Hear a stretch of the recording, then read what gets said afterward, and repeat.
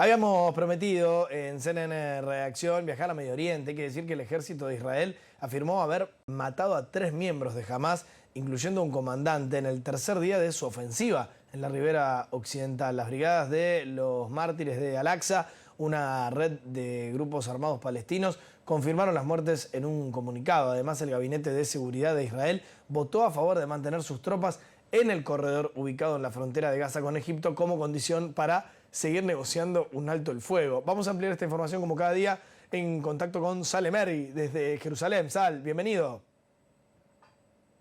Hola Nacho, pues empecemos una jornada realmente con muchos eventos con lo que tú decías al principio, es decir, la operación militar en el norte de Ribera Occidental y efectivamente a primera de la mañana fuerzas especiales israelíes de unidad de camuflados mató a 3 milicianos y entre ellos a Wissam Hazem, que es el comandante, el jefe de la infraestructura armada de Hamás en la zona de Jenin.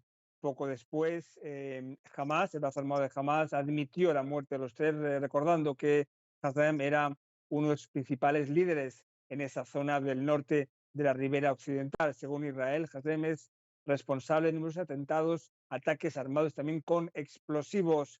Recordemos, Nacho, que esto está en el marco de la tercera jornada este viernes de la operación a gran escala que lanzó Israel contra Hamás y Yihad Islámica en el norte de la ribera occidental, en Jenin y en Tulkarem, porque en Tulkarem ayer Israel también mató al líder de la Yihad Islámica, el brazo armado de la Yihad Islámica, en un campo de refugiados en la zona de Tulkarem. Y todo esto cuando, como tú decías, el gabinete israelí de seguridad, reunido esta madrugada, votó a favor de los mapas que garantizan la continuidad de las tropas israelíes en el ya famoso corredor de Filadelfia que separa la franja de Gaza en el sur con Egipto. Fue una votación de 8 votos a favor, 1 en contra, el ministro de Defensa Gallant, y una abstención. Y fue una votación sorpresa, es decir, no estaba previsto, sino que fue producto de un enfrentamiento entre Netanyahu y Gallant. Gallant considera que la continuidad en esa zona de Rafah no debe ser el obstáculo por el cual se rechace o no se llegue a un acuerdo con Hamás para la tregua y sobre todo para la liberación de los 107 secuestrados. De esta forma, Netanyahu vuelve a insistir y vuelve a dejar claro que tiene como prioridad fundamental también quedarse en este corredor que considera fundamental para evitar el contrabando de armas. Tanto Hamás como Egipto se niegan a la presencia militar en esa zona fronteriza, Nacho. Bien, Sal, no te quiero dejar de preguntar por una cuestión que ha crecido mucho en la agenda política regional y mundial, que tiene que ver con los planes para la campaña de vacunación en Gaza, un tema que ha generado mucha polémica. ¿Cómo están esos planes?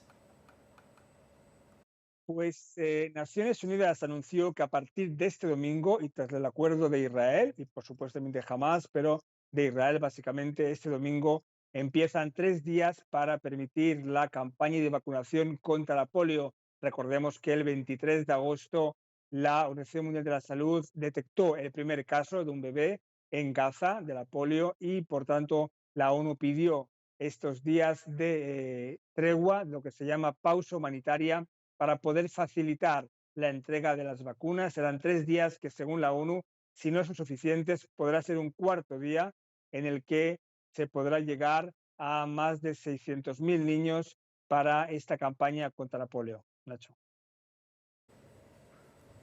Bien, completo reporte de Sale Mergui desde Jerusalén. Seguiremos, por supuesto, la próxima semana actualizando todo lo que pasa con tantas aristas realmente complejas que se unen unas contra otras. Sal, muchísimas gracias. Israel aceptó una serie de pausas en los combates en Gaza para permitir que los niños pequeños en el enclave palestino sean vacunados contra la polio. Así lo anunciaron la ONU y funcionarios israelíes. La pausa iniciará este 1 de septiembre y se dividirá en 3 fases de 3 días en el centro, sur y norte de Gaza, con el propósito de alcanzar a unos 640.000 niños menores de 10 años. Se espera que cada fase de la campaña de vacunación dure cerca de 7 horas, durante las cuales las vacunas ingresarán al área designada para ser distribuidas. La cobertura de la vacuna contra la polio en Gaza, que era casi universal, ha caído a poco más del 80% desde que se inició la guerra y se necesita más del 90% de cobertura para detener el brote, según las Naciones Unidas. Quiero ser muy clara, yo de manera inequívoca, inquebrantable y firme estoy a favor de la defensa de Israel y la capacidad de defenderse a sí mismo. Y eso no va a cambiar para nada. Pero vamos a dar un paso atrás. El 7 de octubre, 1.200 personas fueron masacradas. Muchas personas que estaban simplemente asistiendo a un festival de música. Las mujeres fueron violadas de manera atroz. Y como dije, Israel tiene el derecho a defenderse, y como nosotros también lo haríamos. Y de cómo lo hace también importa. Quizás muchas personas palestinas han muerto, personas inocentes también. Tenemos que llegar a un acuerdo.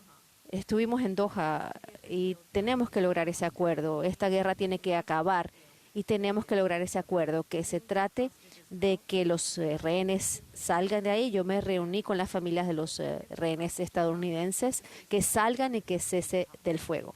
¿No habría cambio de política en cuanto al envío de armas? No, tenemos que lograr un acuerdo.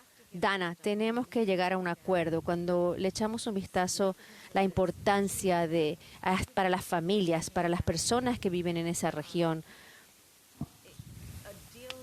ese acuerdo no solamente es lo correcto para que acabe la guerra, sino que también desatascará mucho de lo que va a suceder de ahora en adelante. Estoy igual de comprometida como estaba el 8 de octubre, porque tenemos que hacer para crear esa solución de 2 estados donde Israel esté seguro y de la misma manera los palestinos estén seguros y tengan autodeterminación y dignidad.